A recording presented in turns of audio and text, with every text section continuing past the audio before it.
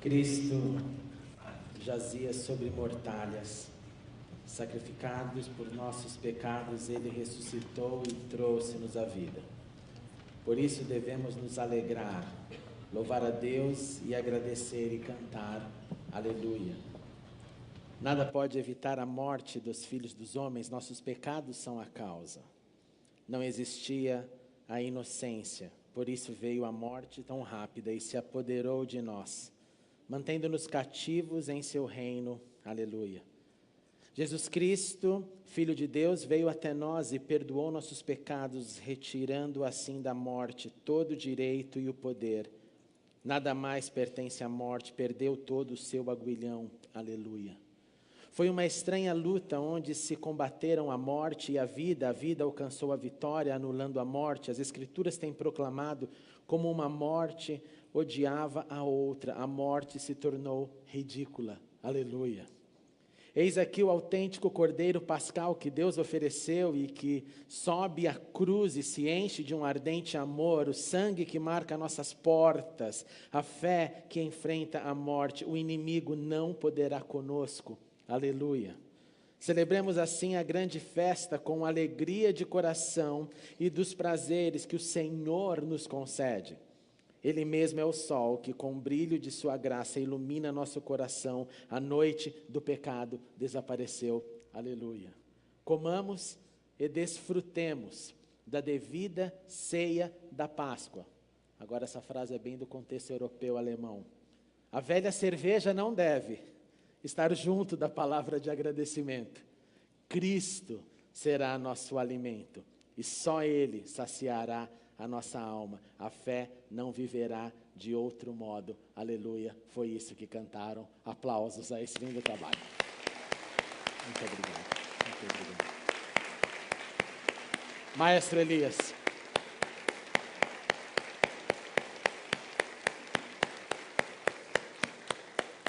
Vamos ficar em pé e abrir as nossas Bíblias no Evangelho de João, capítulo 12. Bendito seja Deus.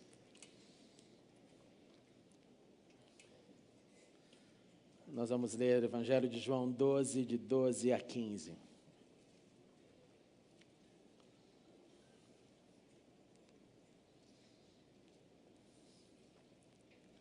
No dia seguinte, a grande multidão que tinha vindo para a festa ouviu falar que Jesus estava chegando a Jerusalém.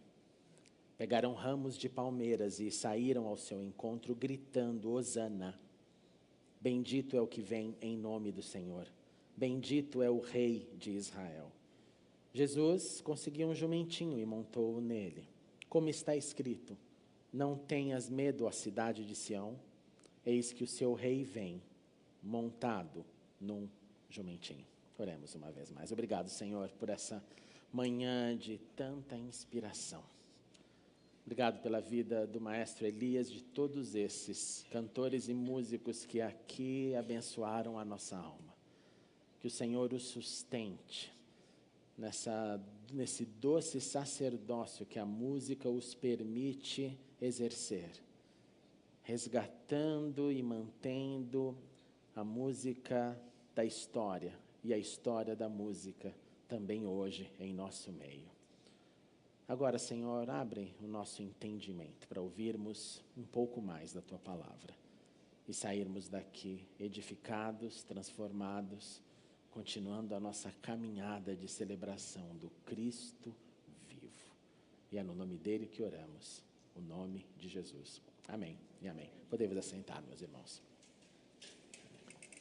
6 dias antes da Páscoa, da última Páscoa que Jesus passou na terra, Jesus chegou a Betânia, região de Betfagé, bem próximo a Jerusalém, onde vivia Lázaro, aquele que foi ressuscitado.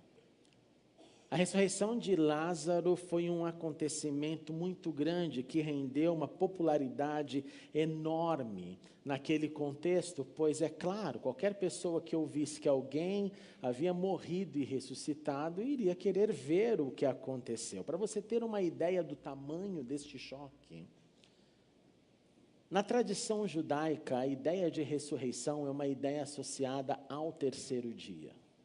É por isso que nós lemos que no terceiro dia, ou no primeiro dia da semana, Jesus ressuscitou. E aí a conta está fechada dentro do entendimento judaico. Só que Lázaro, para contrariar essa tradição, a Bíblia nos deixa bem claro que ele ressuscita no quarto dia. Em 1994, um grande líder do movimento racídico morreu. Muitos achavam que ele era o Messias. E o que eles fizeram? Se ele é então o Messias, nós devemos montar guarda ali diante de onde ele foi sepultado e ficar esperando, porque daí, ao terceiro dia, ele irá ressuscitar e provaremos para todos que o nosso Messias chegou e chegou o nosso grande momento. Os seus discípulos, então, esperaram o primeiro, segundo e terceiro dia. Ao fim do terceiro dia, todo mundo foi para casa, não aconteceu nada, voltemos para casa e para a realidade, porque ele não vai mais ressuscitar. O único que nós temos, então, que quebrou essa regra da tradição foi Lázaro. E eu creio que Jesus fez isso propositalmente, para mostrar para todo mundo que ele está acima de qualquer tradição. Ele é poder de Deus manifestado e manifesta o poder como ele deseja.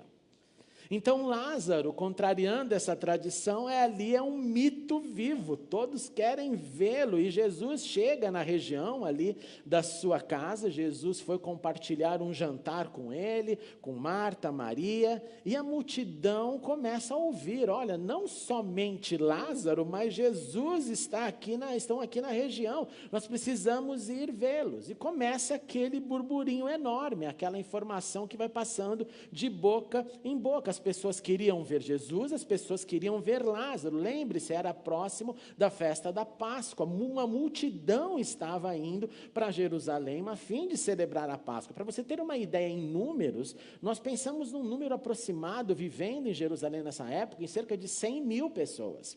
Se você adiciona, então, todos os peregrinos vindo do norte, vindo das terras da Babilônia, eles cruzavam fronteiras para chegar à Páscoa, nós estamos falando num número muito grande. Era a verdadeira peregrinação da Páscoa. Então, quando descobrem isso, junta essa multidão, gente da Galileia, gente do sul, e todo mundo ali, ouve a história do Lázaro. Já que eu vou para Jerusalém, eu quero aproveitar para ver aquele que ressuscitou, o Lázaro. Só que esta fama coloca Lázaro também na lista dos procurados. Os sacerdotes, os religiosos, então começam a tentar um plano para também matá-lo, porque percebem que o ibope está acontecendo e pessoas estão prestando atenção em Jesus que ressuscitou Lázaro. E aí João começa a nos falar disso, olha, desse grupo então que está indo para ver, e se está indo para ver é porque tem uma curiosidade para entender se realmente ele ressuscitou, e um outro grupo que quer matá-lo. Então, quando você ler o Evangelho de João, você tem que tomar muito cuidado para não generalizar quando você lê o termo e os judeus, porque podem ser judeus que creem, podem ser judeus que são antagônicos ao que está acontecendo, podem ser judeus curiosos que querem ver alguém ressuscitado, podem ser vários tipos, de modo que você não pode pegar e colocar um rótulo em todos eles neste momento. Jesus, então, tem o seu jantar. No dia seguinte, ele vai para Jerusalém, e quando ele começa a chegar em Jerusalém, ele está então numa região mais alta, ali provavelmente acima do Monte das Oliveiras, então ele tem que descer o Vale de Quidron e entrar na Cidade Santa. E a multidão que estava ali faz o impensável, porém profetizado. Eles pegaram ramos de palmeiras e saíram ao encontro desse Jesus que descia, gritando: Hosana, bendito é o que vem em nome do Senhor, bendito é o Rei de Israel, este que vem no seu jumentinho, este em que o texto diz, estava escrito, não tenha medo, seu rei vem, sim, vem sentado, montado em um jumentinho. Apesar de eles estarem participando deste momento, os seus discípulos não estavam entendendo a profundidade daquele domingo. João nos diz que somente depois que Jesus ressuscitou, em outras palavras, cumpriu o seu ministério, foi que a ficha caiu sobre o que aconteceu naquele domingo. Só depois que eles entenderam que eram as palavras do profeta Zacarias, que havia escrito centenas de anos antes dessa cena, quando escreveu no capítulo 9, verso 9, alegre-se muito, cidade de Sião, exulte Jerusalém, eis que o seu rei vem a você, vitorioso, humilde, montado num jumentinho, cria de jumenta. Então Jesus estava cumprindo naquela entrada triunfal de Jerusalém esta profecia. Jesus estava mantendo a característica da profecia do humilde, porque ele vem num jumento, que significa que ele vem com a realeza que ele tem, mas ele não vem como alguém que declara guerra contra o Império Romano, contra o sistema político. Jesus então não está ali indo contra nem a favor do governo local, ele é de um reino superior. É muito interessante que nesse momento político que nós estamos vivendo, várias vezes eu sou questionado nas ruas, nas conversas, sobre aí alguém que fala mal do governo, alguém que fala bem do governo, sempre nós temos os dois lados e isso é sadio. Mas quando isso acontece, eu fico sempre comparando com como Jesus reagiu com esses sistemas. E o sistema político na época de Jesus era um verdadeiro problema, pessoas eram crucificadas se fossem do partido contrário.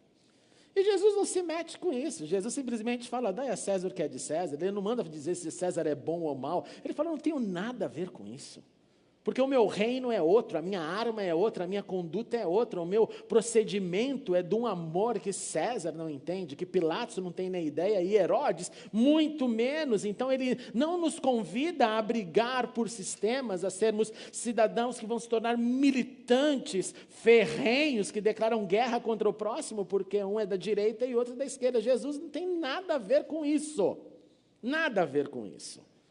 Ele vai pelo silêncio das ações que gritam. As suas ações gritam muito mais que qualquer palavra, muito mais que qualquer partidarismo. E ele então ali diante da cidade santa, diante de Jerusalém, ele chora. E você ler na Bíblia que Jesus chorou é algo que tem que ser notado. Jesus chorou quando sabia que Lázaro havia morrido, Jesus chorou quando olha para Jerusalém. Se você compreendesse nesse dia que você está aqui diante de mim, que você está diante daquele que traz a paz, mas isso está oculto aos seus olhos. Virão dias que os seus inimigos construirão trincheiras contra você, rodearão e cercarão a cidade de todos os lados, também a lançarão por terra. Você e os seus filhos não deixarão pedra sobre pedra. Por quê? Por que tudo isso vai acontecer? Porque você não reconheceu o tempo em que Deus a visitaria. Porque você não entendeu o timing, o tempo, o momento. Você participou do evento, mas você não discerniu a sua parte neste evento, não só no presenciá-lo. O amor de Jesus por essa cidade era tão grande que anterior a essa história, em um outro momento, Jesus já havia lamentado por essa cidade, quando Lucas, no capítulo 13, verso 34, nos diz que a fala foi: Jerusalém, Jerusalém, você que mata os profetas e apedrejas os que lhes são enviados. Ele se referia, obviamente, a todo o movimento profético que havia profetizado em Jerusalém. Talvez o número 1 aqui no pensamento de Jesus, na hora que ele está dizendo isso, foi Jeremias, que disse, olha, vai acontecer, e ninguém o ouvia, aconteceu, e Jeremias está lá dizendo, vocês estão vendo, é o tempo inteiro profetas falando e o povo negando. Lucas conclui a sua narrativa dizendo, quantas vezes eu quis reunir os seus filhos como a galinha reúne os seus pintinhos debaixo de suas asas, mas vocês não quiseram. O primeiro, vocês não reconheceram o tempo da visitação. O outro texto, vocês não quiseram. Jesus então está ali naquele momento onde poderia parecer que era uma rebelião, mas não era. Era o cumprimento da profecia. Era um convite para que quem percebesse, mesmo sem perceber, uma vez que eles só tiveram ciência, depois da ressurreição. Então, mesmo sem perceber a profundidade, Zacarias, profecia, jumento, ramos, pessoas, Hosana, pedindo salvação, mesmo sem entender, Jesus estava dizendo, aqueles que percebem no seu coração de uma forma, que venham e que sigam pela paz. porque ele vem com símbolos da paz. Mas e a multidão?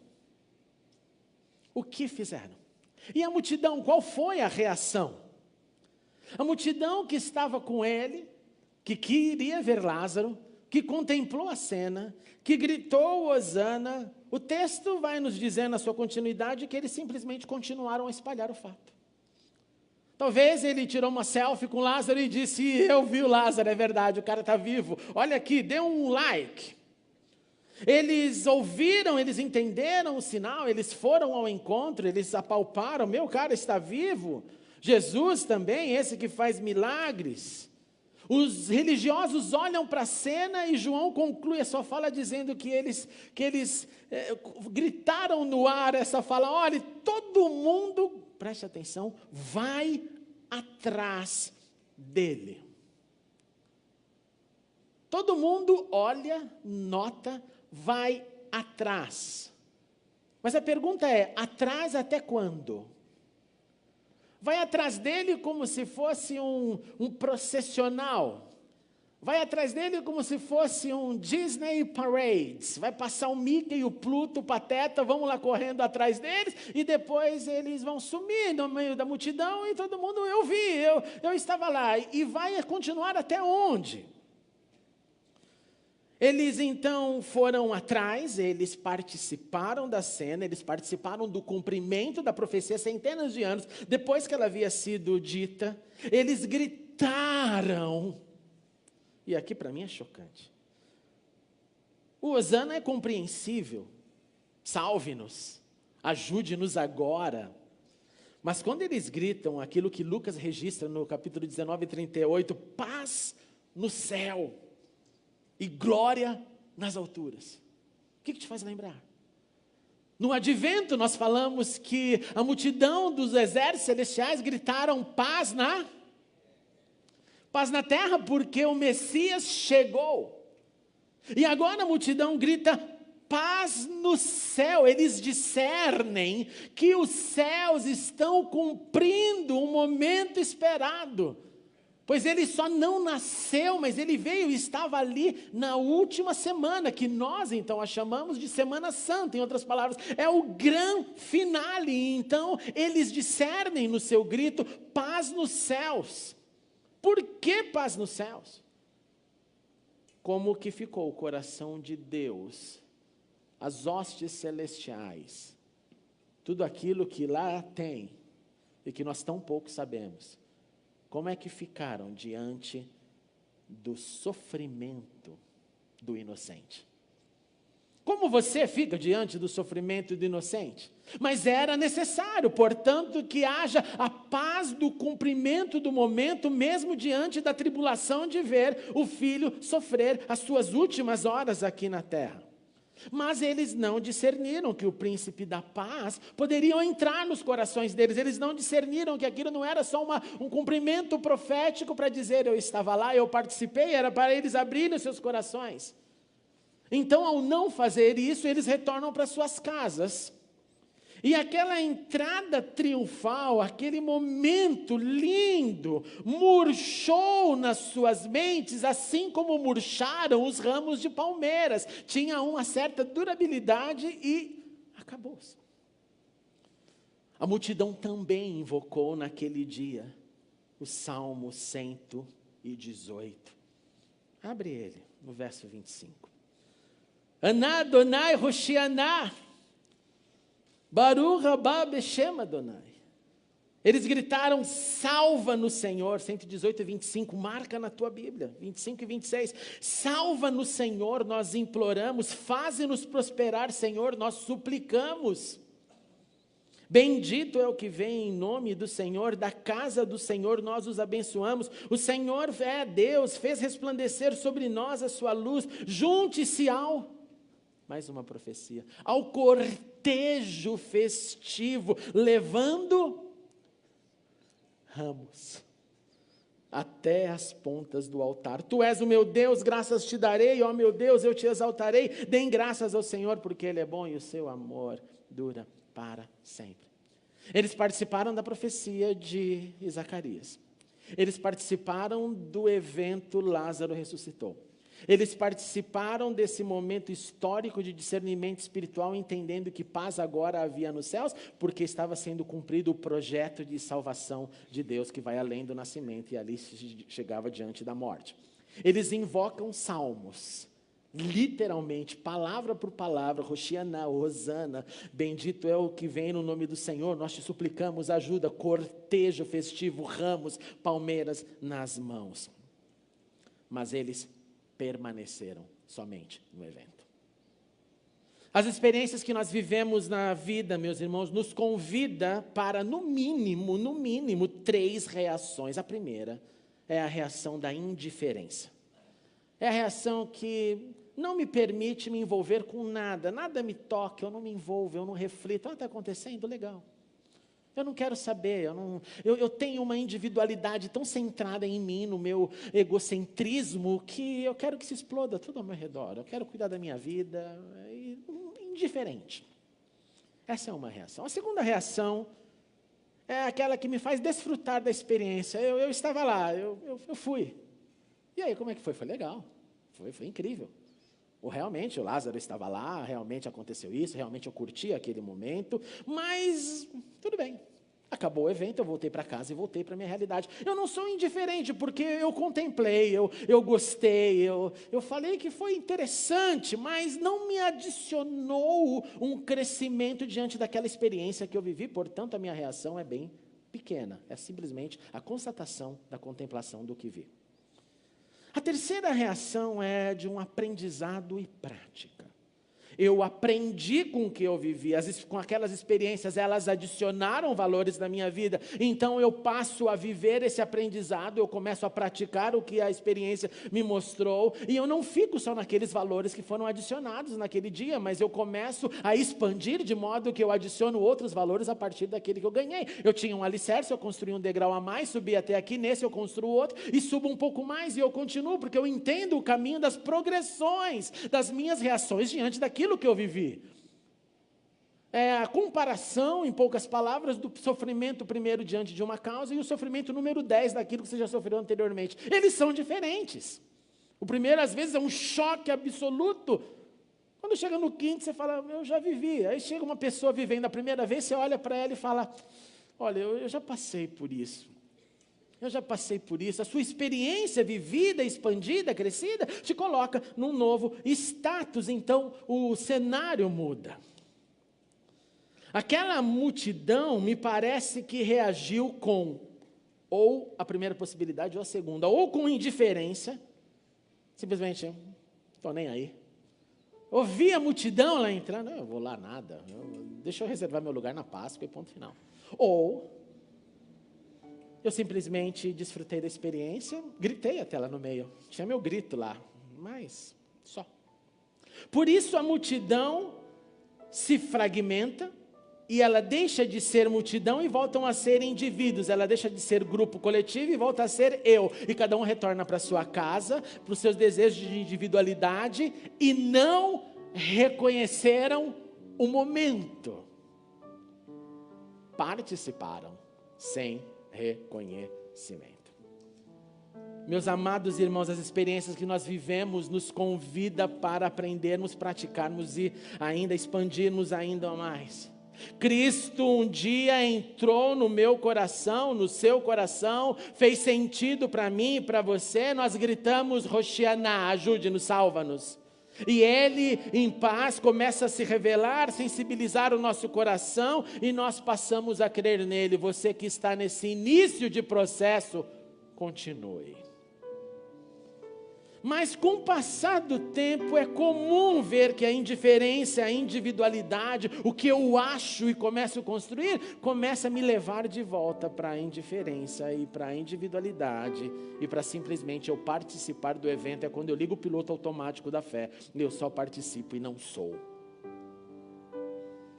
Eu continuo parte do evento dominical, mas eu não envolvo a minha alma. Eu participo do agrupamento coletivo, mas eu recuso o serviço. Eu quero ser abençoado, mas eu não quero abençoar. Nós devemos então aprender que na caminhada que Ele tem nos proporcionado, na liberdade que nós usufruímos, eu preciso adicionar valores, não só na minha vida, em um outro. Portanto, meus irmãos, escute isso com atenção. Cristo não pode ser um acessório. Cristo não pode ser um evento que eu venho sistematicamente somente para ouvir a respeito dele. Cristo não é um item para quando der tempo, para quando sobrar um tempo, então eu dou a ele, porque a minha vida é muito corrida. Cristo nos chama para experiências diárias, onde Ele venha como o Rei, eu o receba, glorificando o Seu nome, ao mesmo tempo que eu digo: Senhor, salva-me, porque eu continuo precisando ser salvo todos os dias. Salvo de mim mesmo, salvo das minhas loucuras, salvo da minha pequena fé. Pois o contrário disso, meus irmãos, é eu retornar para casa e dizer: participei. É eu ter vivido o êxtase, eu ter gritado, mas não me encontrado com a possibilidade de crescer com Ele. Por isso, nessa quaresma, eu te convido para você olhar para dentro de si e olhe e responda para você como você tem lidado com as experiências que Cristo tem te dado. Se as experiências terminam domingo após o almoço e segunda elas não irão chegar para fazer com que a sua vida seja a luz que você e eu precisamos ser.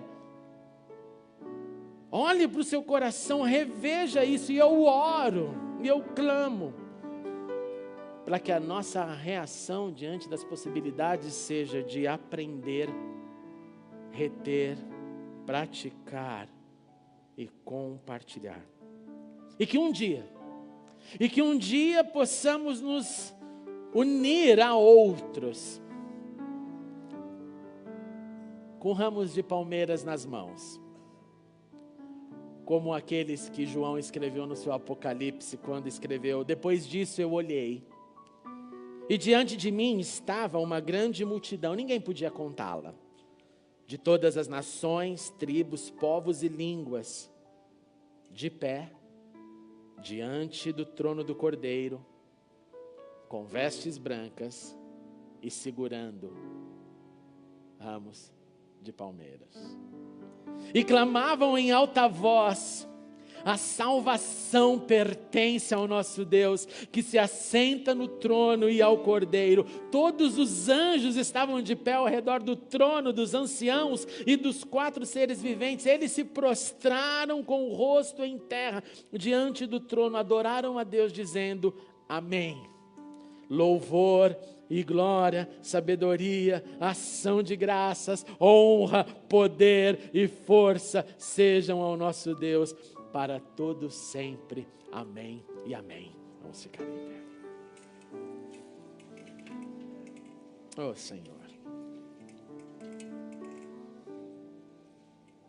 Senhor Jesus, nós não queremos somente participar de eventos da fé.